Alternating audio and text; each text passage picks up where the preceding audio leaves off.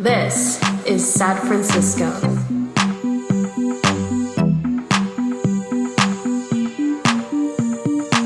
It's Toshio, and today we're going to talk with Erin McElroy about how landlords are attempting to increase the control that they have over the rest of our lives.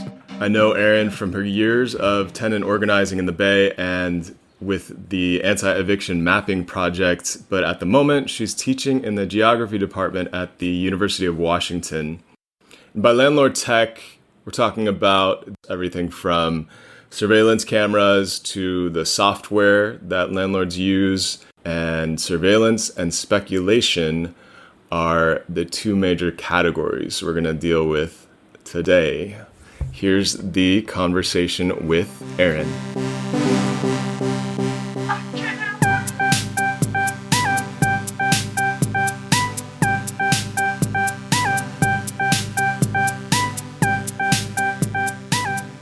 Erin is the assistant professor of geography at the University of Washington.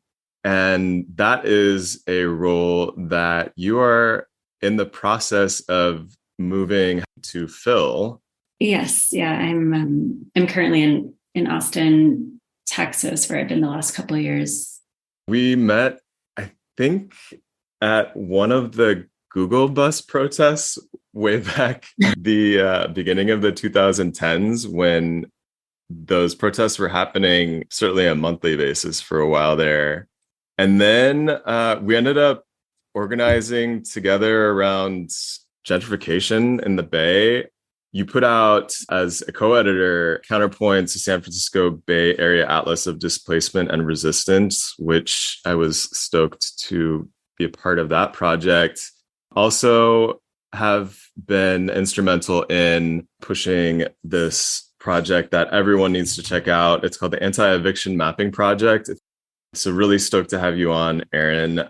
First off, I wanted to ask, what are you speaking of when you talk about landlord tech? And thank you so much for having me on. You're right that I guess we've known each other for a decade or so now. And yeah, I like that you brought up the Google bus blockades too, because I think a lot of my interest in technology actually stems from this moment in which, as a tenant organizer in San Francisco, myself, but also other tenant organizers and tenants and many people across the city, experiencing gentrification, became astutely aware of this connection between techno-capitalist development and real estate development. And of course, that had happened a decade earlier during the dot-com boom too. But right. My sort of, I guess, awareness around these intersections of real estate and tech really concretized then when we were seeing, these Google buses and Facebook buses and Apple buses, and they're sort of private, and they were taking over public bus stops, but they're sort of depots, meaning that rents and evictions started to rise in their proximity as the real estate industry was really trying to take advantage of new tech capital coming to the city. So for a while, and still, that's something that I've been really interested in doing research around to kind of help in the broader housing justice movement. And that's how we know each other. Yeah. Speaking of, it is interesting to think back to, I know that you and other people have done this work to show where in a few years, based on a Google bus stop being on some corner in the Mission, the prices right around that Google bus stop would go up. The people that were putting these stops where they put them kind of knew exactly what they were doing. It feels like very intentional. Down to, sorry, now I'm again, tangents that I like to go on, but down to things like some of the companies were having to go to the city and getting really good deals on using public bus stops. Companies were paying like $1 per bus stop use. Yeah, because if you or I were to use a public bus stop, I think we would be fined, I forget it, but in the hundreds. But there was a special sort of handshake deal made between the tech companies and the SFMTA so that they could use the public bus stops. And And this was, of course, causing all sorts of problems, like actual public buses getting delayed, including, public buses transporting kids to school who would then miss like free breakfast programs because their buses were held up because of the Google buses. And then they started also kind of creating their own bus stops unrelated to the public bus stops. And yeah, early on, the Anti-Eviction Mapping Project began in 2013 with, a couple kind of early goals in mind, but one was to better map out the sort of correlations between the Google bus stops, as they were called. But of course, these bus stops also, they were colloquially called Google bus stops, but it was also Apple and Netflix and Facebook and, all of the Silicon Valley companies that were trying to, create these reverse commute incentives. So the idea was like, come work for our company and you don't have to move to the boring suburbs. You can live in the cool, hip neighborhood of the Mission and clock in as soon as you get on the bus in the morning. Yeah, so this was one of the things that we wanted to better understand as the Anti-Eviction Mapping Project when we started. We also wanted to better understand sort of webs of corporate ownership, because a lot of tenants who began to get evicted during this time were being evicted by these anonymous sounding kind of shell company, like limited liability company and limited partnership shell companies for bigger corporate landlords. And so there was this kind of trend, which follows the aftermath of the foreclosure crisis, which saw kind of new landlord entities amass power by accumulating a lot of property through these sort of shell company structures. And so tenants were getting evicted, but didn't actually know who the parent company was that was evicting them, or who the kind of humans were behind their evictions. The need to better understand landlord geographies and portfolios and eviction histories across landlord portfolios really was what got us started as the mapping project, with the goal of providing information that could be useful to kind of direct action groups. Like at the time I was part of Eviction Free San Francisco, and we wanted to better understand, all the different, properties owned by big landlords at the time, so that we could, engage in door knocking and help build multi-tenant organizing and tenant associations and campaigns, and really to build tenant power to fight back against kind of corporate landlord power. Yeah, and it's spread to other cities. I know that like LA and Portland in particular, there's been a lot of work done around looking at what's happening locally. You would know better than I, but from what I've seen, it seems like San Francisco is a big exporter of a lot of these both technologies and also just ways of like making policy. The bus stop is kind of just like the tip of the iceberg. I was wondering if you could mention a few of the most prominent companies or organizations in real estate and tech that are building or using or pushing these technologies, or all of the above. I mean, maybe to contextualize. So a lot of my own early work, not just mine, but the mapping project's work and other sort of collective spaces that I was a part of, like a decade ago, were really invested in these sort of geographic correlations between Google bus stops and evictions and the rise of corporate landlords. But it wasn't for me until some years later that I started to kind of begin to question the technologies that landlords themselves were using to gather data about tenants with the purposes of kind of automating evictions or automating gentrification. And so when we talk about landlord technology, so there's this broader industry called the prop tech industry, or the property technology industry, that also consolidated in the aftermaths of the foreclosure crisis, even though landlords have been using technology for, really, if we want to be capacious with how we understand technology, since the beginning of landlordism, there's been different surveillance mechanisms in place. But it was in the aftermath of 2008, with the rise of corporate landlords, so Blackstone and Invitation Homes, if we're thinking nationally, in San Francisco, there were companies like Urban Green. Now there's companies like Veritas and Lantern and Ballast and Mosser that are, these kind of huge corporate landlords. And so what we began to see in the aftermath of the foreclosure crisis was these companies wanting to kind of create and invest in new systems that would allow them to scale and manage, the sometimes tens of thousands or perhaps the hundreds of properties that they owned. And so there was this kind of new market for what's called prop tech or property technology. The industry itself sought to kind of model itself off of the fintech industry or the finance tech industry, which also consolidated after 2008. But prop tech generally refers to the technologies that property owners of residential, commercial, and industrial properties use and own. And it's a very expansive category. Some people would say that the sharing economy of Airbnb is part of it. Some people would say it includes venture capital companies.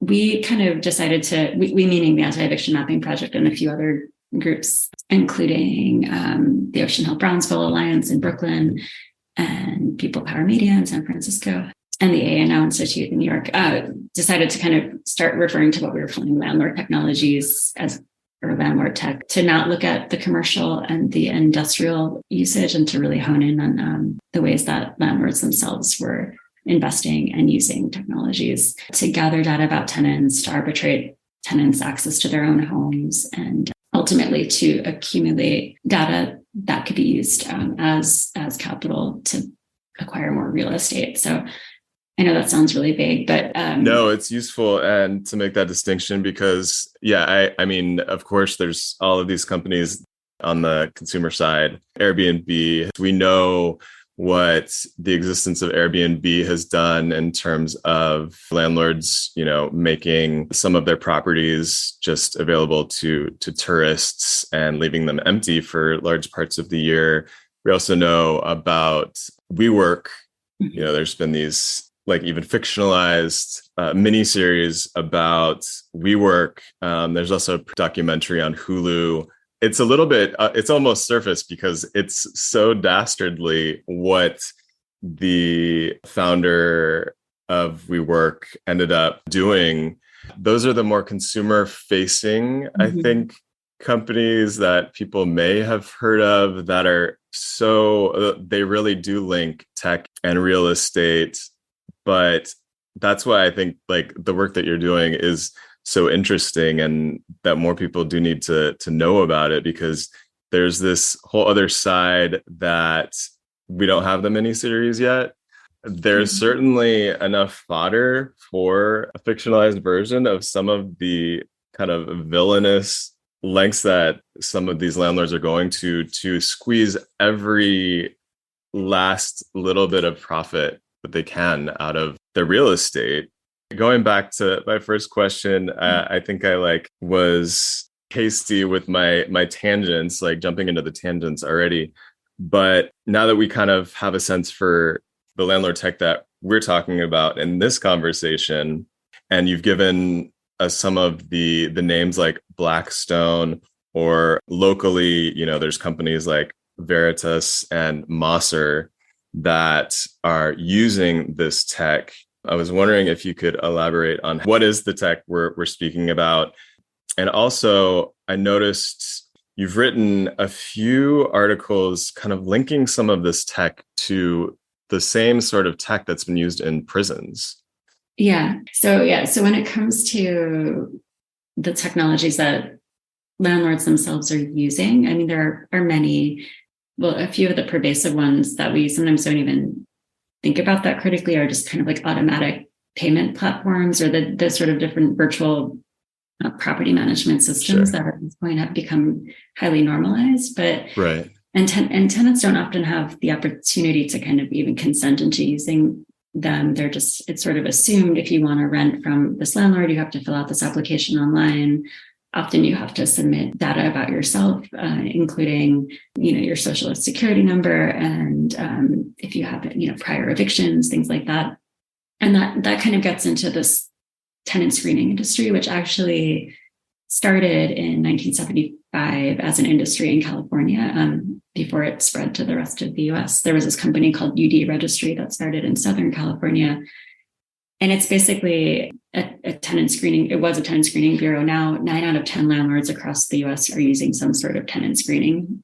That basically means that in order for me or you to rent an apartment, we have to have our eviction histories screened, our credit history screened, and any sort of criminal records added to this database that then basically uses an algorithm to assess all of this data, and then basically give a landlord a thumbs up or thumbs down assessment as to whether or not they should rent from us. And this is really problematic because, one, even if, for instance, let's say I had a lawsuit against my landlord because my landlord was abusive, I would still be my data would still be associated with housing court data, which could be used against me. So tenants could be penalized for being proactive in fighting against abusive landlords, and that could be used against them. But I think the most, for me at least, or in my assessment, one of the worst things with this system is that it penalizes anybody who's ever been locked up. So if you've been in the system, it's going to be harder for you to find housing in the future. And so it really reproduces cycles of carcerality and housing precarity in a very concrete way. The system itself is pretty faulty in how it matches tenants' names, or it kind of can create these false positives, especially when people have, names that are more prevalent.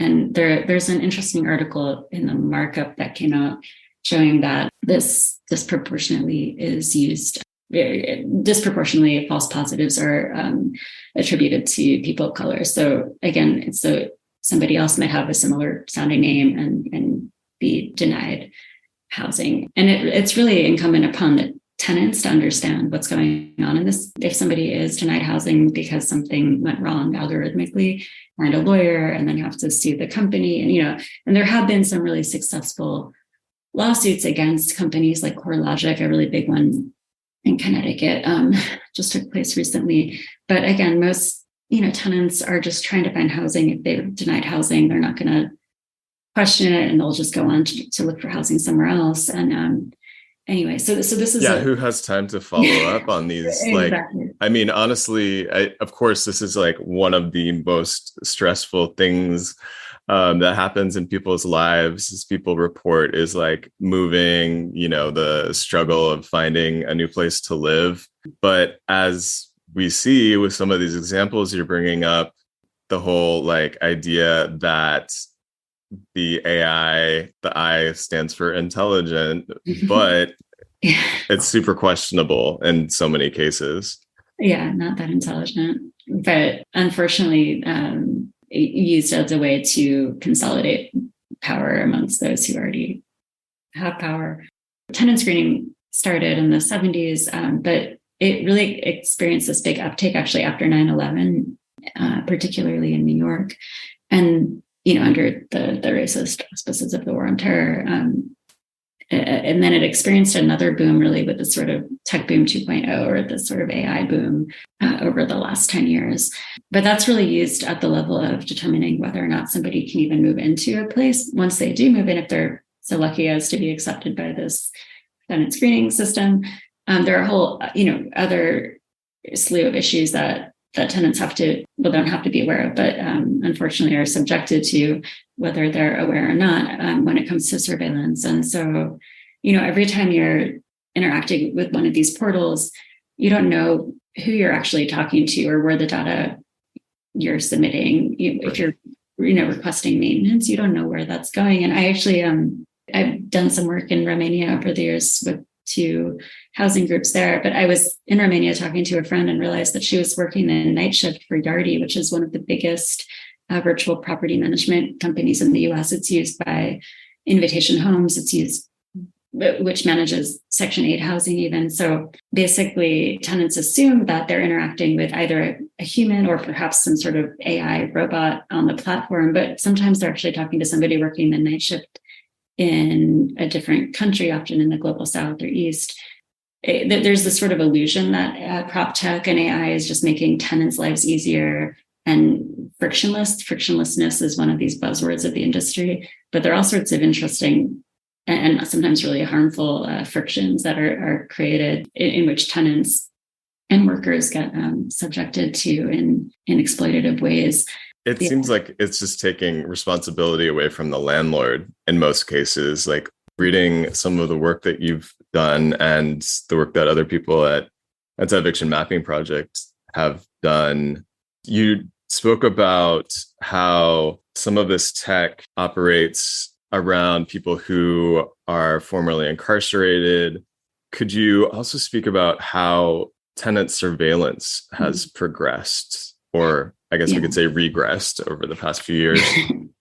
Yeah, so a lot of the research on landlord tech that I've been doing has focused on the surveillance aspects, and it's specifically the building access technology that landlords are increasingly deploying. So basically cameras and automated kind of entry systems, which are often called digital doormen, which is an industry term. Yeah, I mean, it makes it sound like you have like a nice human there to open the door for you, but very different. Yeah, exactly. And what's interesting too, just as a quick tangent, is that some of this technology gets kind of advertised and sold as an amenity in order to attract higher paying tenants. So the sort of amenitization of buildings, I mean, that has a lot to do with Airbnb influence too, but there's this idea and companies, there's this one company called Butterfly MX based in New York, but their technology is used in San Francisco, including by some of the corporate landlords in San Francisco. And Carson, too, is another one of these digital doorman companies based in New York, now being used by Veritas. And there is this interesting relationship between New York and San Francisco, whereas New York has historically been the sort of like epicenter of what, Sam Stein calls the real estate state, but the real estate industry has a lot of power there. San Francisco has been this sort of place of a lot of the tech industry would say innovation, but tenants would say experimentation and exploitation.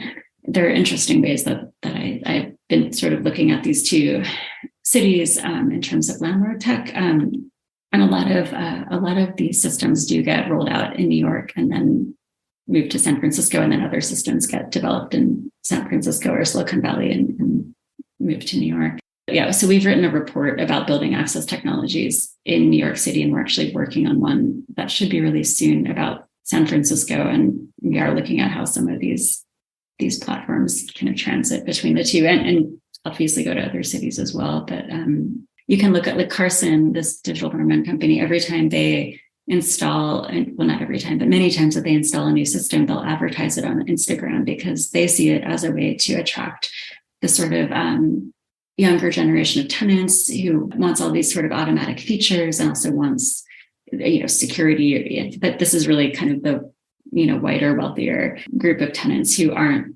subjected as much to the surveillance or carceral state and aren't necessarily concerned about having their data at the hands of some private tech company. Even going to the extent of things like facial recognition, which, I mean, sure, they can sell it as a positive, but it's only going to be positive for a very niche, I guess, the most affluent, probably mostly white, mostly not having to worry about being unhoused, not living with the same level of precarity that people are dealing with on the lower income end of things.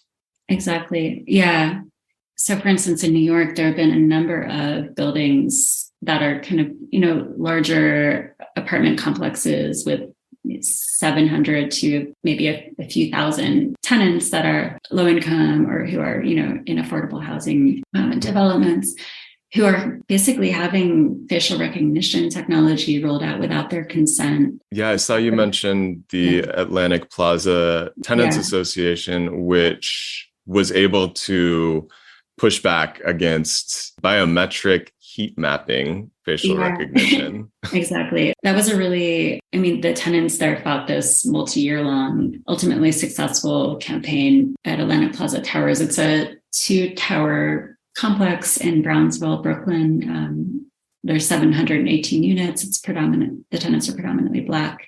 Many have lived in the building for generations. So one of the tenant organizers, Trinae Moran, she's a 3rd-generation tenant in that building who helped lead the building in fighting against this company, Stonelock. So the landlord, Robert Nelson, he has a company called Nelson Management. He basically contracted this company Stonelock, which is based in Kansas, to come and install this biometric heat mapping facial recognition system that was supposed to be able to recognize the sort of heat structures of tenants' faces. Like it would scan them and then let them in or not let them in to their own homes based on whatever it detected. And the tenants were very wary of this because, there's been a lot of work around how facial recognition technology reproduces anti-Black violence, how it's been, Joy Boluwamini and Timit Jabrou have this really important paper looking at, it's called gender bias, I believe, but how this technology has been, tested on white cis male faces is not, and is known to not recognize or to render false positives, particularly when it comes to Black women and women of color. And so that was one of the arguments that the tenants at Atlantic Plaza Towers were making, like how will this technology, why is this technology being rolled out on our building and not a building that's kind of a whiter, wealthier, building? That was one of the arguments. The other was that they actually already had and continue to have a whole arsenal of CCTV cameras in their building. So they're already very heavily surveilled. Tournay kind of likened the existing context pre-facial recognition to one of Fort Knox. This is, her language. She has a son and was saying, my son's already experiencing what it's like to live in juvenile detention. And this is even pre this more invasive technology being rolled out. And I think that's a really important point because there is this sort of moment right now when these new high-tech, very problematic systems are being rolled out. There are other buildings in New York City, for instance, Knickerbocker Village in the Lower East Side, where there's been military technology, facial recognition technology designed by a former Israeli IDF general that's been actually rolled out in their complex since 2013 or 14. So really, like, this is already happening. Tenants have had CCTV cameras in their homes for decades, and so sometimes that gets forgotten in the sort of conversation about some of the newer technology. So it's sort of important to recognize that low-income tenants of color, particularly tenants in public housing and affordable housing units, have been subjected to surveillance tech for decades, but there's this kind of new wave of high-tech, higher-tech systems also being rolled out on top of that. Yeah, this technology is not making the most expensive cost for most people in our lives, which is housing. It's not making the process of finding housing or, retaining housing fairer. In no way is this about making sure that everyone has shelter or, as the landlord industry has taken to calling itself the housing provider industry.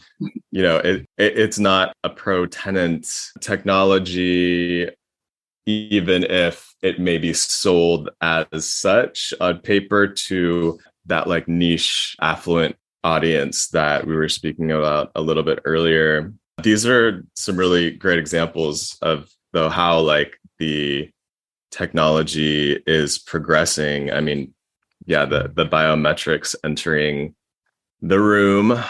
We spoke about this a little bit earlier in the conversation, but the idea that, someone in Romania or someone who is actually a robot is potentially answering your maintenance requests or responding to a complaint that a tenant might have for a landlord.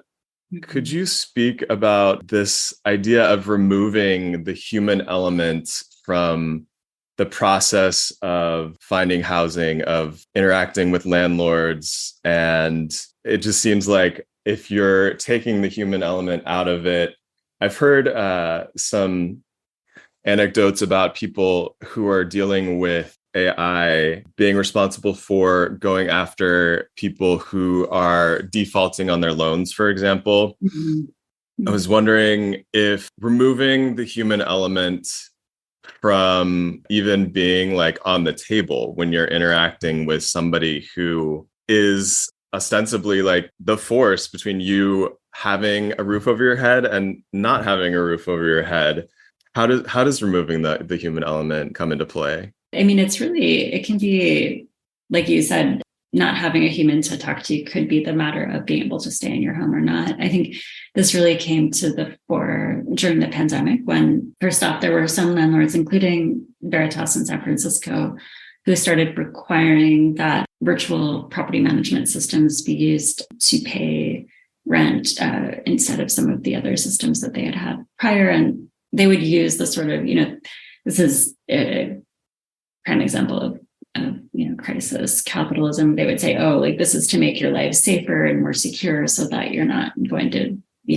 have to interact with another human during the height of the pandemic. But what they didn't say was that this was actually part of a broader plan to sort of scale property management frictionlessly and kind of make their jobs easier by having these sort of one-size-fits-all virtual property management systems. And of course, what they also didn't say was, and I mean, I think to be fair, maybe like a lot of landlords might not be aware that there are people working the night shifts in Romania powering some of the systems that they're deploying in their homes, but they certainly could find that out should they want to. But I think what this means is that during the pandemic, if somebody couldn't pay rent and needed to negotiate a rent reduction, I mean, they're potentially talking or chat, typing into some chat, provided that they have internet access and a computer and know how to use some of these systems, which are not often very user-friendly and which are predominantly only in English. They would have to then be potentially talking to somebody who might not understand the different protections that were enacted in a city like San Francisco, which is, San Francisco's protections are different than the protections in a different city in California, which are different than other states in the US, which are certainly different than what's going on in Romania, which has a very different history of land and property and tenant organizing and tenant rights. Of course. I mean, wild to think that, I mean, that if you live in a property that is somehow, in one of its shell companies or LLCs, like owned by Blackstone. I mean, Blackstone is a company that has real estate holdings in almost every country in the world. It's like, and like you said, there are particularities around each location's, policies. And like, in San Francisco, we do fortunately have rent control on buildings that were built before 1979, but that obviously isn't the case for so many other places. And like, that's a major distinction between us and other cities. So I can imagine like what a nightmare for your friend who's in Romania, like trying to figure out like how to respond to someone, some tenant who's having like some kind of, housing related crisis. Yeah. And it just means that it's a pain for my friend in Romania, but it also means the person having the crisis in San Francisco is likely not going to have their crisis solved as easily as they would if they could just talk to a human landlord and, figure something out. Interestingly, I think some of the successful lawsuits against tenants, so there haven't been, as far as I know, many lawsuits against some of the newer surveillance technology being enacted, although hopefully that's something that we're going to see more of. But there have been many, many lawsuits against tenant screening companies because they've been around longer. And some of the successful ones have been that they actually, in trying to scale and have a sort of blanket policy about how they operate across, let's say, the whole US, they're violating particular cities' protections that are unique on a city level. So that could be an area to kind of think about fighting back against these companies if we could do more research as to what violations are taking place on a city by city level. But it's hard to figure that stuff out. That's part of what the Landlord Tech Watch project that I've been working on is trying to do is, more just in San Francisco and New York, but understand what are the different policies that these companies could be violating, and what are, even though I'm not a lawyer or policy person, we're just trying to understand the landscape, but ultimately are most excited about direct action organizing against these companies because that was what was successful in the case of Atlantic Plaza Towers, for instance. But I think it's a multi-pronged approach to fighting some of this stuff, but it's a highly unregulated industry, and it's really hard to figure out what laws potentially are being violated because it gets into tenant laws, like any housing law that gets into consumer protection legislation.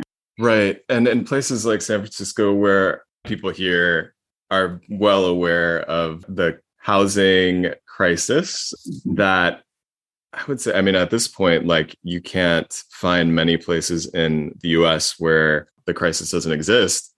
We do have things like ostensibly like access to housing lawyers or a tenant focused or eviction lawyers.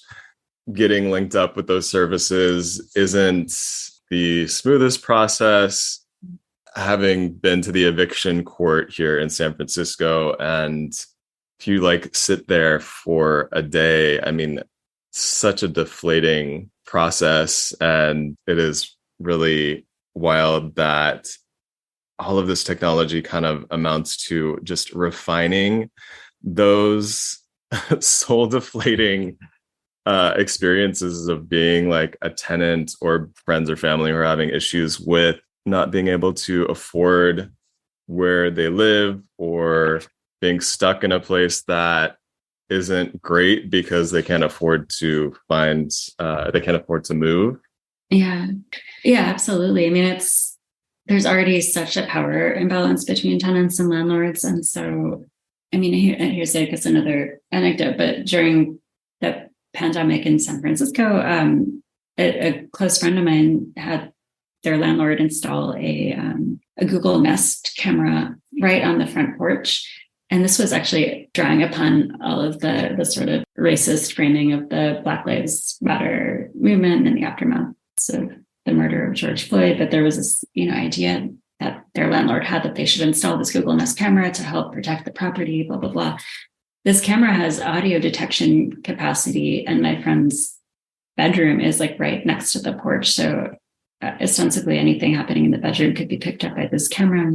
And that's gross. It's it's just creepy. It's creepy. And my friend was just kind of like, I don't have the capacity to move anywhere. I don't want to end up on my landlord's bad side by saying anything about this, and like ask the landlord politely, can you please remove this? This doesn't make me feel safe. Like, we don't have an issue with, I don't know, looting or property damage here. But the landlord was pretty adamant. And so, years later, a couple of years later at this point, that camera is still there. And it's meaning that I think my friend is acting differently in their own home. Like they're an organizer, but they're not wanting to do any organizing in their room because, again, there's not a lot of, information made available. Like, where does the data go? Is there a direct line to the SFPD?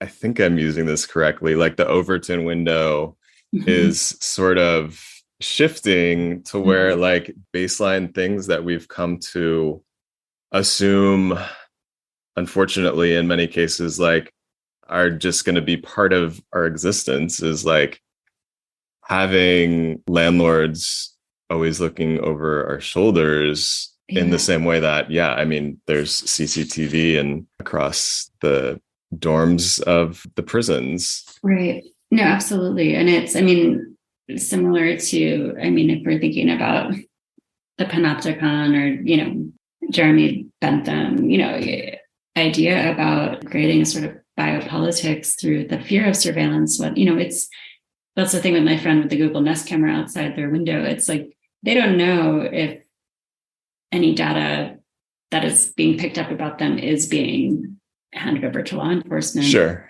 Or to their landlord, but it means that they're going to behave differently. In Atlanta Plaza Towers, where they defeated the deployment of Stonewall's heat mapping facial recognition technology, there already are CCTV cameras there. And I've heard stories of tenants saying that this one tenant said that her dog, peed on the sidewalk outside of the building, but because there already are CCTV cameras there, she got so nervous that she brought out a bucket and a mop and was like mopping the sidewalk, which is not a requirement of her tenancy performatively for the cameras. Yeah. Wow. But it kind of helps, I guess it reifies the kind of idea that one has to be a good tenant, and you have to be a good tenant to keep your home or to keep yourself from having to pay a fine or be evicted. Or so it means that tenants are feeling like they have to go above and beyond to impress their landlord. So it really,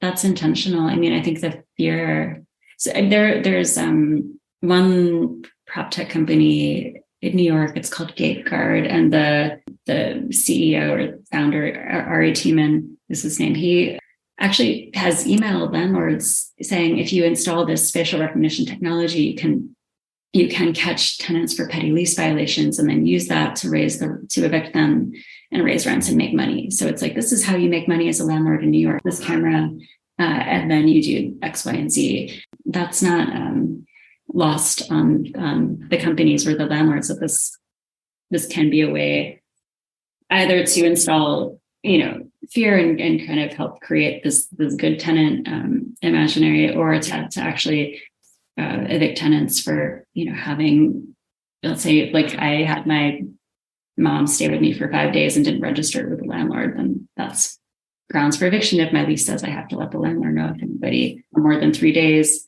And now suddenly it's caught on camera that my mom was here for 5 days, and that's, the grounds for evictions and things like that. Yeah, the fine print in our contracts with landlords is probably only going to get longer thanks to a lot of this technology.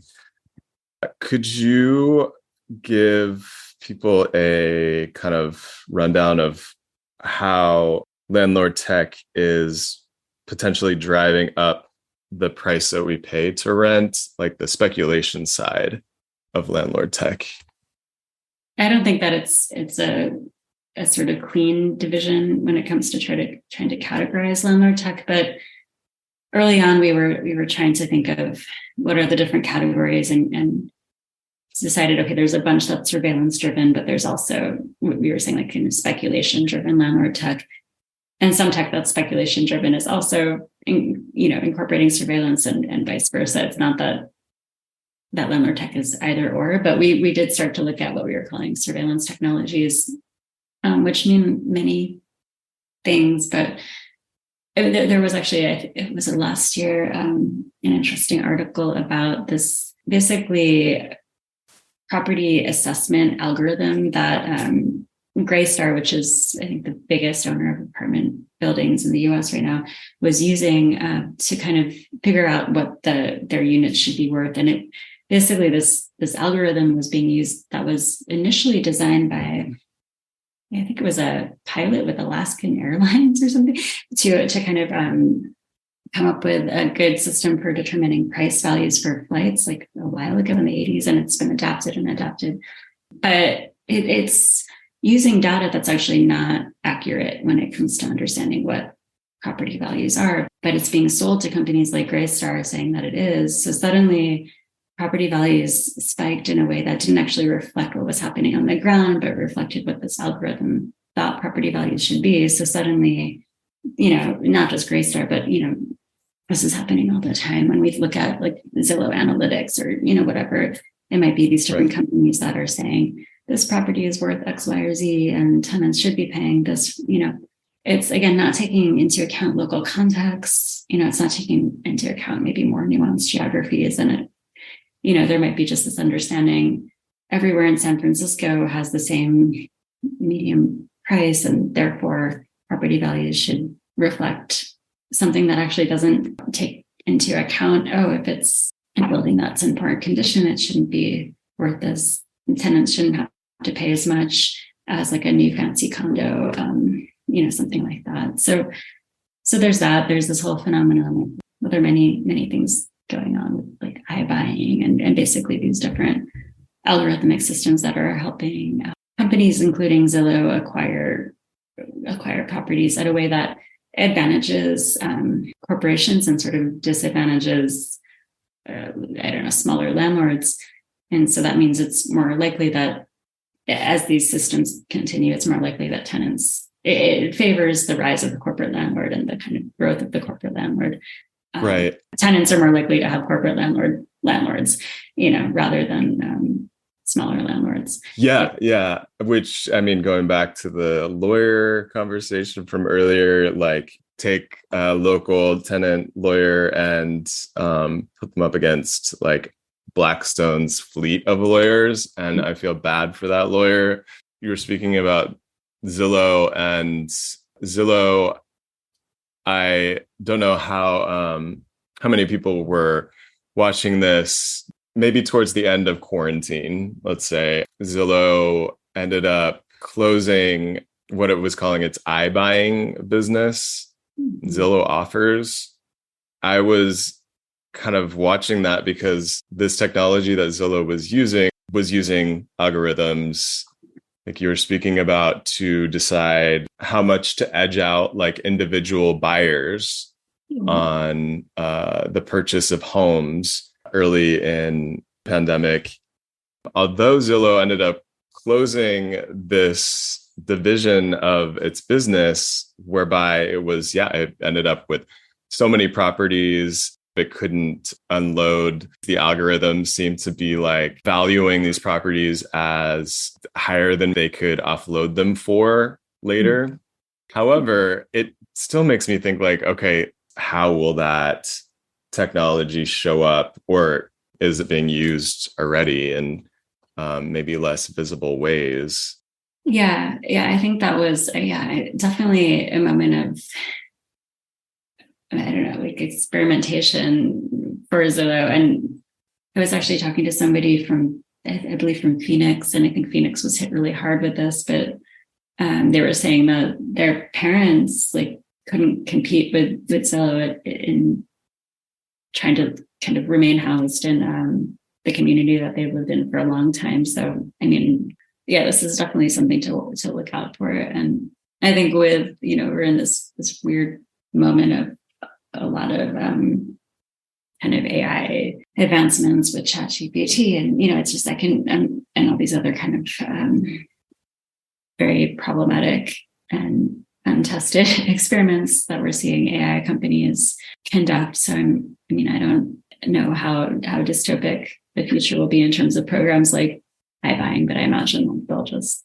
continue and get perhaps more accurate on some levels, but they're always going to be quite inaccurate because they're always trying to scale. And the thing is that property is like ultimately you can pretend that all houses are the same everywhere, all apartments owned by the same company are the same, but every place is different. And that's something that, we know as tenants or as people who live in worlds that are not, virtual reality experiments online. And so I think there's always going to be a difference that doesn't get accounted for. That's going to create problems for this attempt to really automate everything at scale.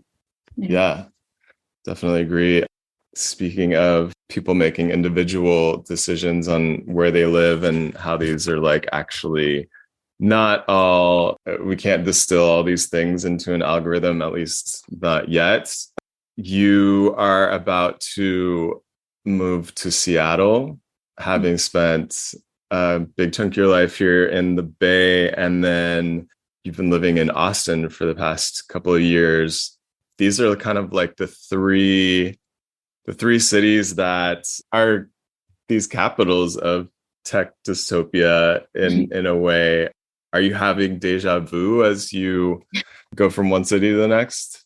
I don't know if it's some weird joke or something that I end up having to live in cities that are kind of like not having to. I love San Francisco, and but it's some of the work or research I've done there that made it sort of interesting to end up in these other cities that are really, have already been destroyed in many ways by tech, but in which there's still resistance.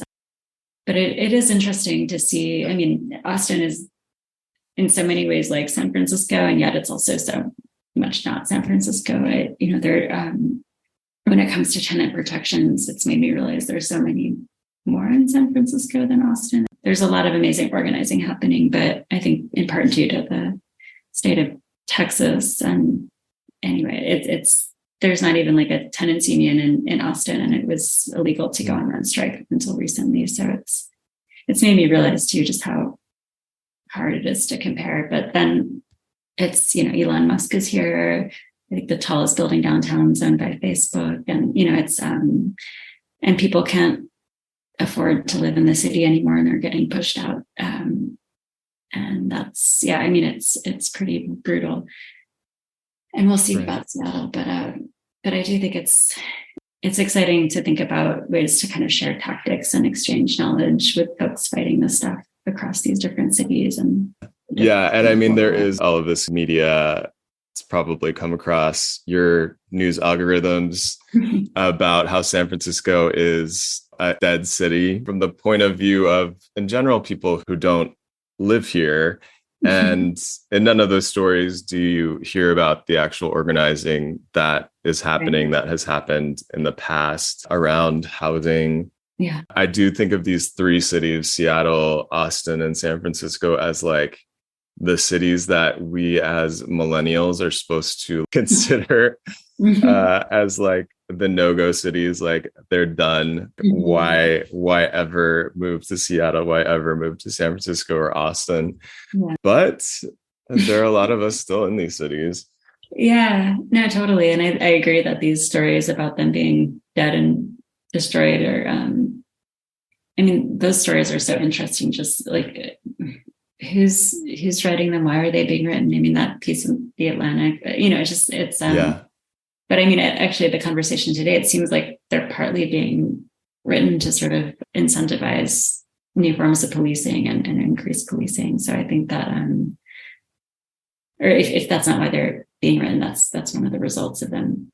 Right. Them being written. So I think it kind of points to the ongoing fight against the police state in these different cities that is required to kind of fight back against these narratives that we need more securitization and new technologies. Erin, thank you so much. Can you let people know how they can follow your work? Yeah, and thanks for having me on. So yeah, I'm part of the Anti-Eviction Mapping Project, and that's just online at anti-evictionmap.com. And I've also been working on this Landlord Tech Watch project to really map out landlord technologies. And you can get to that on the Anti-Eviction Mapping Project's website. We'll link it all in the show notes for sure. Yeah. There's also anti-evictionlab.org, which is the sort of lab that I've been coordinating at UT that I'm moving to UW.